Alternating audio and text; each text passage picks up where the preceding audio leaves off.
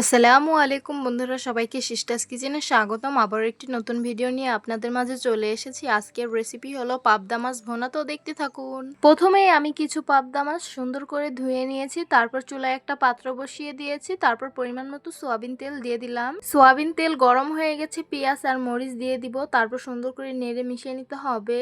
আমি পেঁয়াজগুলো হালকা ভেজে নিয়েছি, দেখতেই পাচ্ছেন পেঁয়াজগুলো কি সুন্দর উনে এসেছে। এখন পরিমাণ মতো লবণ দিয়ে দিব, তারপর হলুদ মরিচের গুঁড়ো, ধনিয়া গুঁড়ো একসাথে মিশানো ছিল সেটা দিয়ে দিব।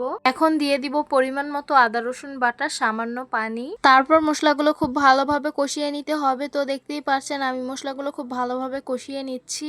আমি মশলাগুলো খুব ভালোভাবে কষিয়ে নিয়েছি অফ ক্যামেরা। এখন পরিমাণ মতো ঝোলের পানিটা দিয়ে দিব, তারপর একটা সরা দিয়ে ঢেকে দিব, বলক আসার অপেক্ষায় থাকবো। তো দেখতেই পাচ্ছেন তরকারিটা কিন্তু বলক আসছে, আমি একটু নেড়ে নেব।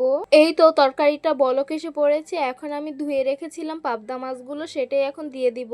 এই তো আমাদের পাবদা মাছগুলো হয়ে এসেছে। এখন আমি জিরা গুঁড়ো দিয়ে দিব, তারপর সুন্দর করে নেড়ে মিশিয়ে নিতে হবে। পাবদা মাছগুলো এমনিতেই অনেক বেশি নরম, খুন্তি দিয়ে নাড়া দিলে ভেঙে যাবে, তাই আমি একটু কড়াইটা উঠিয়ে একটু ঝেঁকে নেব। এই তো আমাদের পাবদা মাছটা হয়ে গেছে, আর ঝোলটাও কিন্তু আঠা আঠা হয়ে গেছে। এখন নামিয়ে পরিবেশন করে নিব। এই তো গরম গরম পাবদা মাছ ভুনা পরিবেশন করে নিলাম। দেখতে খুবই লোভনীয় লাগছে, আর খেতে কিন্তু খুবই সুস্বাদু হয়েছে।